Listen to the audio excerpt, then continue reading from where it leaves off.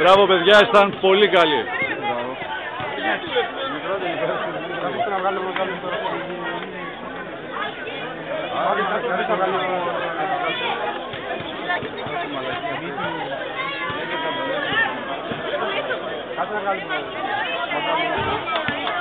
Και για το τέλος, πρώτος και μεγάλος νικητής, η ομάδα των LA.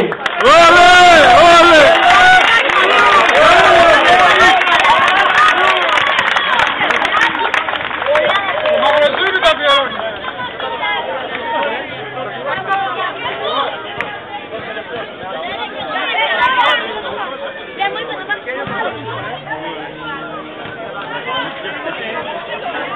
Μπράβο!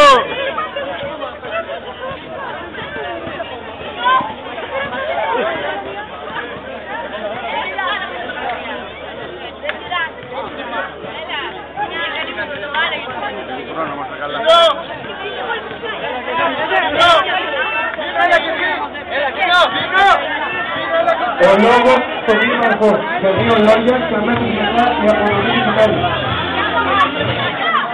Να ευχαριστήσουμε θερμά για αυτό το όμορφο απόψινό αθλητικό πάρτι που μας προσφέρανε τα παιδιά.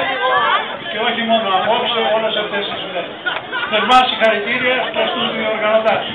Θερμά συγχαρητήρια σε όλα τα παιδιά, σε όλους τους ηλικιωμένους που συμμετείχαν σε αυτή την όμορφη εκδήλωση. Ελπίζουμε τον χρόνο καλύτερα. Εύχομαι καλό καλοκαίρι σε όλους.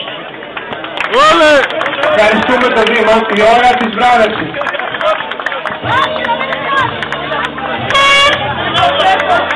Είστε